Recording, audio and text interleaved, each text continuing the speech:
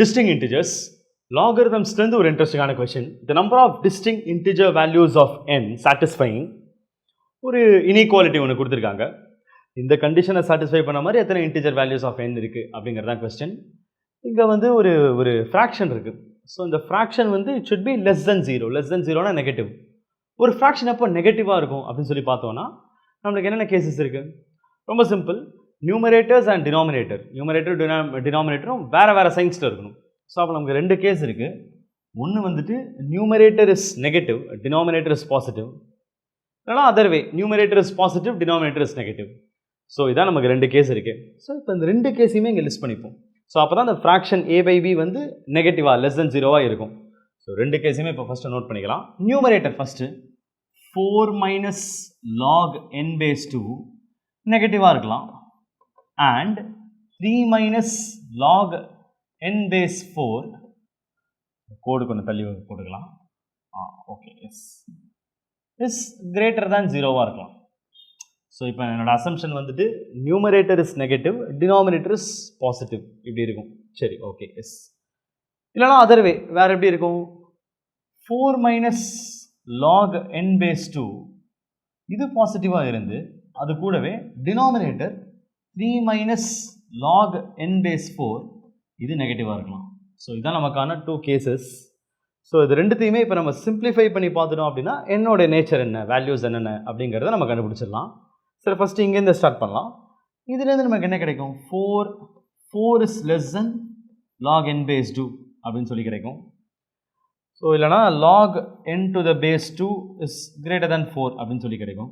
இப்போ இதுலேருந்து நம்ம என்ன சொல்லலாம் அப்படின்னா n should be greater than 2/4, அதாவது n should be greater than 16. அப்போ nன்றது இன்டீஜர் 16ஓட பெருசாக இருக்கணும்.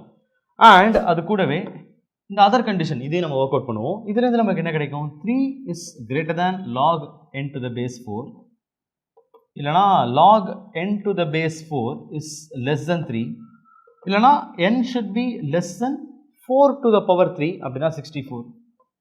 சரி, இப்படி கிடைக்கும். ஸோ அப்போ நம்ம கம்பைண்டாக பார்த்தோம் அப்படின்னா n 16 விட பெருசாகவும் 64 விட சின்னதாகவும் இருக்கணும். அப்படின்னா n can take what values? n can take values from 17 அப்படியே 18, 19 இன்டிஜர்ஸ் தான் எடுக்க முடியும். இப்போ 17லேருந்து ஸ்டார்ட் பண்ணலாம். 17, 18, 19, 20 and so on up to 63 வரைக்கும் எடுக்கலாம். ஸோ அப்போ n-க்கு இவ்வளோ வேல்யூஸ் இருக்குது.